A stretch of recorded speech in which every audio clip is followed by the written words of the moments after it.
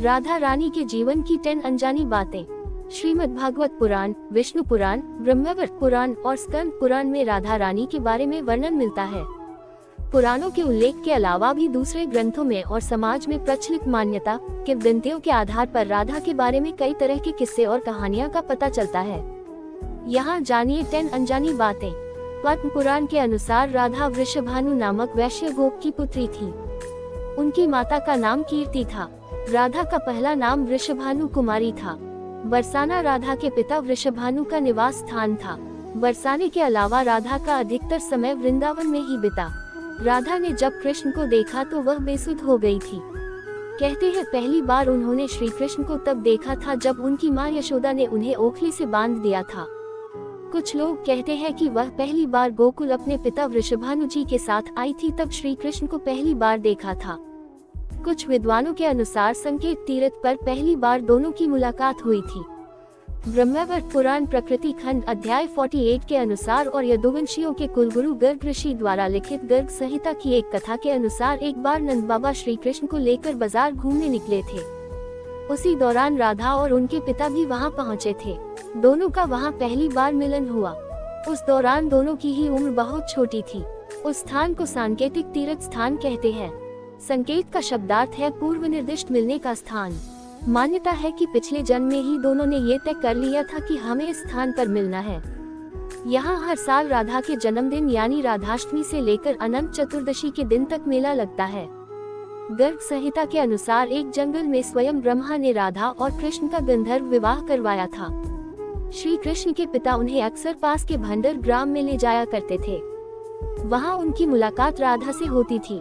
एक बार की बात है कि जब वे अपने पिता के साथ भंडर गांव गए तो अचानक तेज रोशनी चमकी और मौसम बिगड़ने लगा। कुछ ही समय में आसपास सिर्फ और सिर्फ अंधेरा छा गया। इस अंधेरे में एक पारलौकिक शख्सियत का अनुभव हुआ। वह राधा रानी के अलावा और कोई नहीं थी। अपने बाल रूप को छोड़कर श्री कृष्ण ने किशोर रूप धारण कर लिया और इसी जंगल में ब्रह्मा जी ने विशाखा और ललिता की उपस्थिति में राधा कृष्ण का गंधर्व विवाह करवा दिया। विवाह के बाद माहौल सामान्य हो गया तथा राधा, ब्रह्मा, विशाखा और ललिता अंतर्ध्यान हो गए। असल में इस वास्तविक घटना को अलंकृत कर दिया गया है।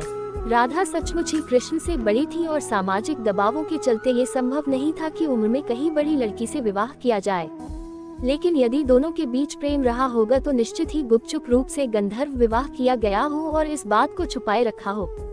राधा के परिवार को जब पता चला कि यह श्री कृष्ण की मुरली सुनकर उनके प्रेम में नाचती हुई उनके पास पहुंच जाती है तो उन्होंने राधा को घर में ही कैद कर दिया था। तब श्री कृष्ण ने अपने साथियों सहित एक दिन उन्हें रात में कैद से मुक्त कराकर उद्धव और बलराम सहित अन्य सखियां के साथ रात भर नृत्य किया था। ये रात पूर्णिमा की रात थी जब महारास हुआ था। बाद में राधा की माँ राधा के कक्ष में गई तो राधा उन्हें वहाँ सोते हुए मिली। कहते हैं कि उस वक्त श्री कृष्ण को 2 ही चीजें सबसे ज्यादा प्रिय थी, बांसुरी और राधा। कृष्ण की बांसुरी की धुन सुनकर राधा के जैसे प्राण ही निकल जाते थे। कई जन्मों की स्मृतियों को कुरेने का प्रयास होता था और वह श्री कृष्ण की तरफ खींची चली आती थी। श्री कृष्ण और राधा में बहुत ही गहरा प्रेम हो चला था। ऐसे में श्री कृष्ण ने अपनी माँ यशोदा से कहा कि मैं राधा से विवाह करना चाहता हूँ। ये सुनकर यशोदा मैया ने कहा कि राधा तुम्हारे लिए ठीक लड़की नहीं है। पहला तो ये कि वह तुमसे 5 साल बड़ी है और दूसरा ये कि उसकी मम्मी यशोदे के भाई रायन पहले से ही किसी और से हो चुकी है और वह कंस की सेना में है जो अभी युद्ध लड़ने गया है। जब आएगा तो राधा का उससे विवाह हो जाएगा। लेकिन जब श्री कृष्ण नंद और यशोदा दोनों से ही नहीं माने तो ऋषि गर्ग ने उन्हें बताया कि तुम्हारा जन्म किसी महान लक्ष्य के लिए हुआ है। तब श्री कृष्ण को राधा को छोड़कर जाना पड़ा। भगवान श्री कृष्ण के पास एक मुरली थी जिसे उन्होंने राधा को छोड़कर मथुरा जाने से पहले दे दी थी। राधा ने इस मुरली को बहुत ही संभाल कर रखा था और जब भी उन्हें श्री कृष्ण की याद आती तो वह यह मुरली बजा लेती थी। श्री कृष्ण उसकी याद में मोरपंख लगाते थे और वैजंती माला पहनते थे।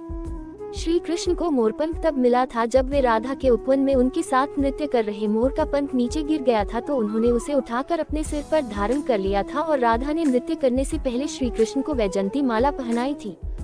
कान्हा पहले गोकुल, फिर नंदगांव और बाद में वृंदावन में रहने लगे थे। वृंदावन में ही राधा के परिवार के लोग भी रहने आ गए थे।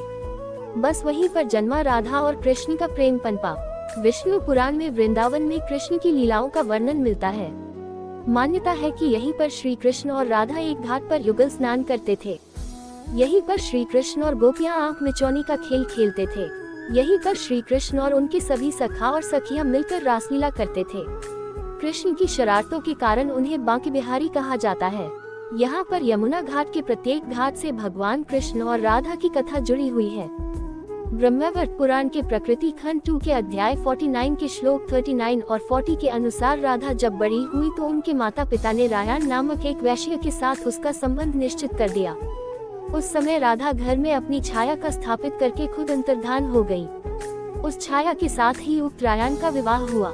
इसी श्लोक में आगे बताया गया है कि भगवान श्री कृष्ण की माता यशोदा का वह रायण सगा भाई था, जो गोलक में कृष्ण का अंश और यहाँ यशोदा के संबंध से उनका मामा था। मतलब ये कि राधा श्री कृष्ण की मामी थी। यदि हम यह माने कि श्री कृष्ण यशोदा के नहीं देवकी के पुत्र थे तो फिर राधा उनकी मामी नहीं लगती थी। रायण को रापान अथवा अयनघोष भी कहा जाता था। पिछले जन्म में राधा का पति रायण गोलोक में श्री कृष्ण का अंशभूत गोप था। जब कृष्ण वृंदावन छोड़कर मथुरा चले गए तब राधा के लिए उन्हें देखना और उनसे मिलना और दुर्लभ हो गया। कहते हैं कि राधा और कृष्ण दोनों का पुनर्मिलन कुरुक्षेत्र में बताया जाता है, जहां सूर्य ग्रहण के अवसर पर द्वारिका से कृष्ण और वृंदावन से नंद के साथ राधा आई थी। राधा सिर्फ कृष्ण को देखने और उनसे मिलने ही नंद के साथ गई थी। इसका जिक्र पुराणों में मिलता है। कहते हैं कि इसके बाद राधा और श्री कृष्ण की अंतिम मुलाकात द्वारिका में हुई थी। सारे कर्तव्यों से मुक्त होने के बाद राधा आखिरी बार अपने प्रियतम कृष्ण से मिलने गई। जब वे द्वारका पहुंची तो उन्होंने कृष्ण के महल और उनकी 8 पत्नियों को देखा।